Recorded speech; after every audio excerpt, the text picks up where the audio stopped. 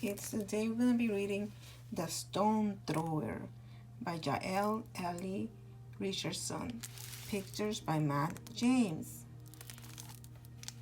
Let's see what the book is all about. This is a story that happened a long time ago in a place that's far away, unless of course you happen to be from a small town in Ohio called Portsmouth. It's a story about a kid who lived in hard times, a kid who had a big dream that seemed almost impossible.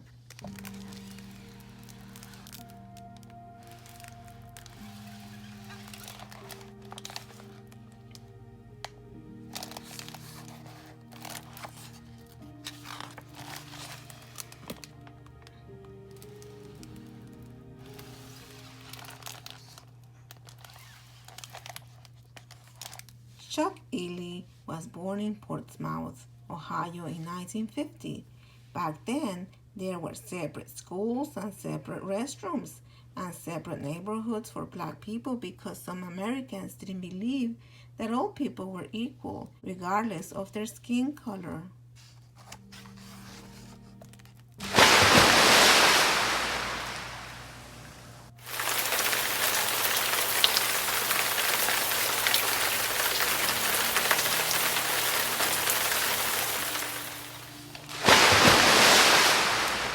Chuck grew up in the North End, a neighborhood that was separate from the rest of town by a set of long, stony railroad tracks.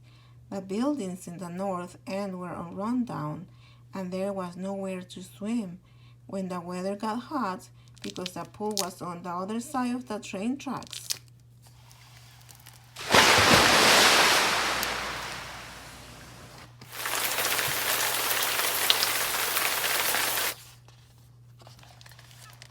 Chuck's mother had dropped out of school when she was very young. She had to work hard to raise her son all by herself. She worked long hours and she was paid very little.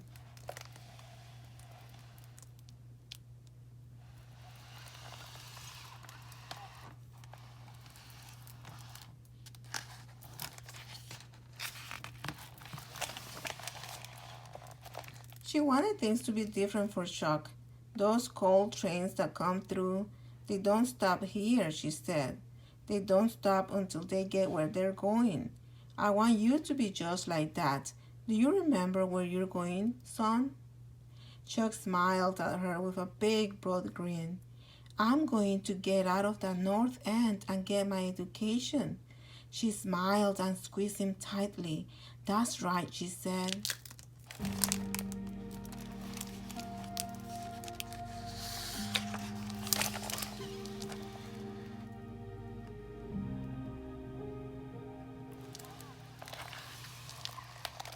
When Chuck came from school one day, he felt his tummy rumbling. He couldn't remember the last time he had eaten. The only thing he found in the cupboard was a wheat bar. He chewed and he chomped, but it tasted like twigs. It felt thin and dry in his throat. Worst of all, it still left him hungry. How could he get out of the North End if they didn't even have enough money for food?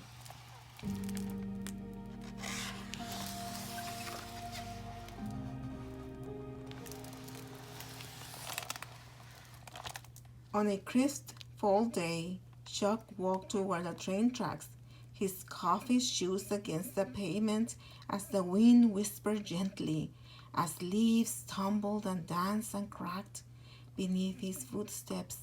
Just then, Chuck heard a long, thin whistle in the distance.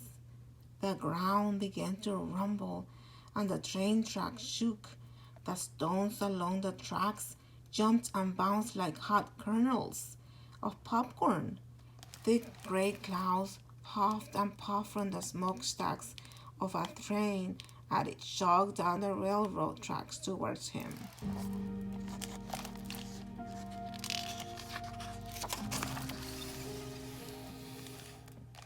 Sha sha sha sha sha sha sha sha went the train. Sha sha sha sha sha sha sha sha.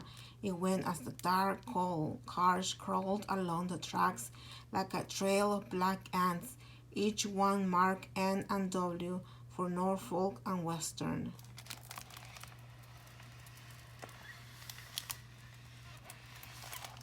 Suddenly, Chuck had an idea. He selected a stone from his side of the tracks and rubbed it between his fingers. It felt rough like sandpaper. He tossed it in the air and then cut it. Perfect, he said.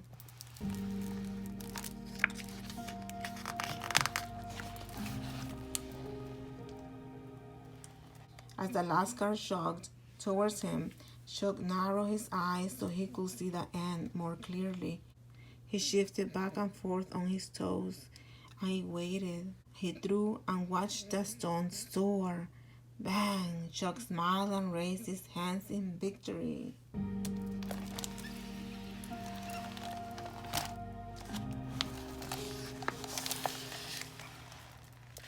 After that day, Chuck often went back to the train tracks. Eventually, he learned to throw the stones just right, so that when the train was going by and the wind rushed against him, he could always hit his target.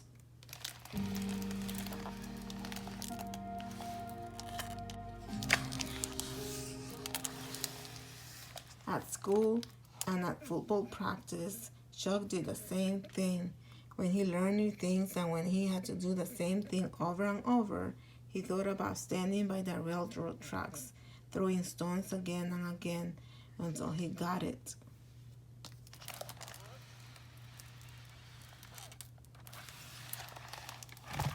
One day, his coach asked him to do something important, something that required a kid with a determination and focus. Chuck's coach wanted him to play quarterback. He wanted him to throw the ball and lead the team on the field. Some people didn't think boys like Chuck were smart enough to play quarterback, but Chuck's coach believed in him, and so did his teammates. But it wasn't easy.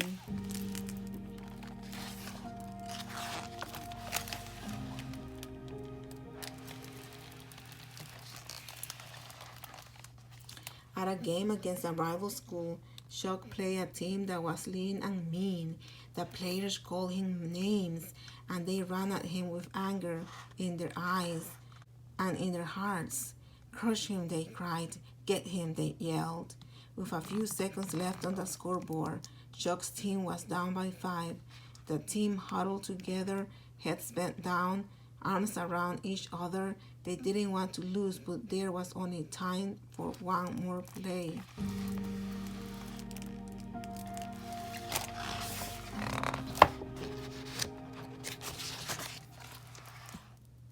Chuck got all the ball and looked down the field as one of his teammates started to sprint towards the end zone. A player on the opposite team rushed towards the Chuck, quick and steady, hungry for the football, hungry for a tackle.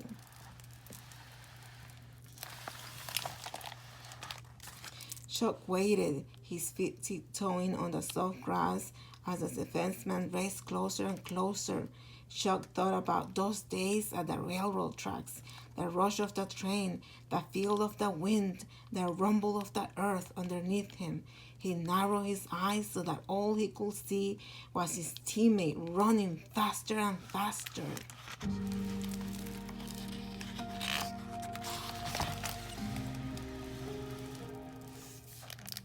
Chuck threw the ball and it soared through the air. It spiraled down the field, floating, spinning. Everyone waited. Everyone watched as the ball dropped right into the hands of Chuck's teammates.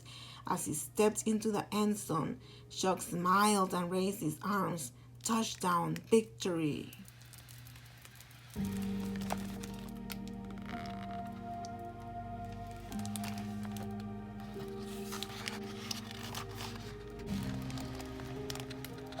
And that, my friends, was the end of the story. Chuck Ealey won every game as a quarterback at Notre Dame High School, 27 wins in total. He received a scholarship to the University of Toledo, and he won every game there too. 35 more wins and a college degree, the best of all his victories. By 1971, he had won more games than any other quarterback in college football history.